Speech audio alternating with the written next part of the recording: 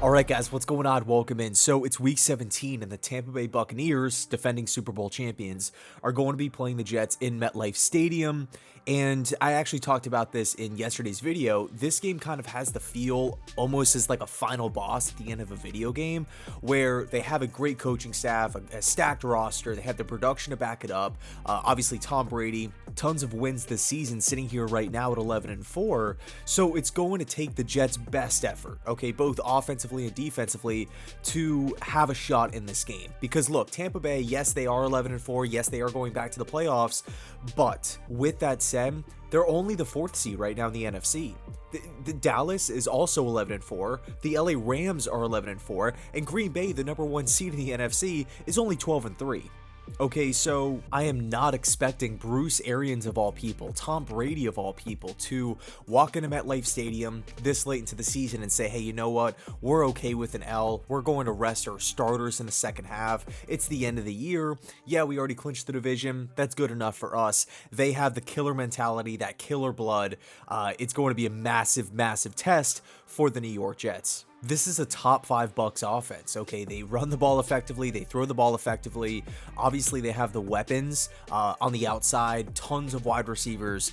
They have the backs, they have the tight ends, quarterback. But I feel like the real unsung hero of this Buccaneers offense is the O-line. I mean, it just has so much talent, so much depth. Marpet, Jensen, Wirfs, and funny enough, Wirfs could have been a Jet back in 2019. I remember in that class, it was almost like pick your poison with the top 4 tackles. Andrew Thomas, Wirfs, Becton, and then of course Jedrick Wills.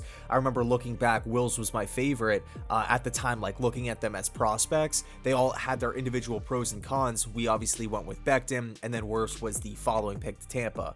But the bottom line is that the Buccaneers offense doesn't really have a major Achilles heel, and it's going to be tough to stop. And of course, it's led by Byron Leftwich, who's a head coaching candidate. Okay, could he be the Jaguars' new head coach? I believe he's set to interview with them. Could he be with the Raiders? Could he be with the Bears? Who knows? This guy will get some looks. Defensively, they're 9th in points per game, 10th in yards per game, 6th in touchdowns per game, and man, they're even a top 10 team in the red zone as well. So I'm looking at this Bucs defense. Of course, they're led by Todd Bowles, a guy that we know really well, and he's done a tremendous job, not only just with the production, but the emergence of certain players kind of out of nowhere, like Shaq Barrett. I mean, he's not going to be playing in this game, but man, one of the league's best pass rushers came out of nowhere because of Todd Bowles and his scheme fit and his just overall defensive knowledge, his prowess, the development of young corners, the secondary. I mean, all those guys, Carlton Davis, Sean Murphy-Bunting, Winfield. I mean, these guys can all play, and Todd Bowles has taken these guys to the next level. So what can this Jets offense do to have success against this Bucs defense that will be flying around this Sunday? I think the big thing for me is to let loose, is to get creative. I don't want to say play recklessly, but I want the Jets offense, Mike LaFleur specifically, to throw the kitchen sink at Tampa's defense. I want to see us really throw some haymakers. Tampa has the better coaching staff. They have a much better roster. Yes, they are a little banged up, but at the end of the day, that Bucs roster is stacked. It is loaded with talent. Okay, there's a lot on the line for the Buccaneers here. I don't want the Jets to go down looking. This is a good opportunity to take those deep shots. I want to see some aggressive football from this Jets offense. Now, the assumption is Elijah Moore is going to be back. That would be awesome if he could have a good game, not only just, in the moment, after the game, all that good stuff, but just moving forward, just having that in the back of his mind, like, hey, I just did that against the defending Super Bowl champions, a great defense, tons of great players, and a great coach in Todd Bowles. I could be a real player in this league.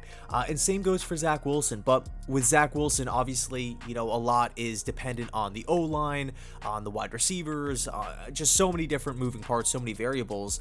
With Zach, I'm not really expecting, obviously like a monstrous game or anything like that. But I think what's cool about this game for Zach Wilson is because the Jets are so outmatched in tons of different areas. I think he can put up an average game, 21 of 36, 35, like not anything crazy for, 240 yards, no touchdowns, no picks, something like that, and walk away like that's a good game. Like, for me, that's a win. I would look at that game and say, hey, going up against that defense, looking at our O-line, looking at our wide receiving core, it's a mess. Looking at the tight end unit, to me, that's a win. Defensively, I think the main thing to slow down Tom Brady is the same thing that it's always been, which is pressure him. Pressure Tom Brady up the middle. Now, of course, it's a lot easier said than done. He gets the ball out so quick release. These guys get open. I understand that. But hey, if we can have success with, different stunts, if guys can win one-on-one matchups, if we can send a lot of linebacker blitzes, CJ Mosley's having one of his best, arguably his best season of his career so far. If we could send these guys up the middle through the A and B gaps, to really show Tom Brady pressure in his face early on, it might not affect him in that given play, but on a subconscious level, hey, these guys are getting home. These guys are breaking through our dam here. I think it could pay dividends later on. And then, of course, trying to neutralize the tight end position. The Bucs do a really good job of getting those guys involved. And then, for whatever reason, Ulbrich has just had a really tough time in neutralizing the tight end position. I feel like we always get burned from the opposing tight end. I don't know if you want to point to the coverage skills from the linebacker position or the overall safety depth. We just don't really have anybody there. But the tight ends continue to get open. The tight ends continue to do damage. And that's something that I feel like could plague the Jets if we don't watch it moving forward in this game. So anyway, I'll leave it there. Let me know your thoughts down below in the comment section. Bucs, Jets, 1 o'clock MetLife. Should be crazy. Can't wait for it. Thanks so much for watching. And as always, go Jets.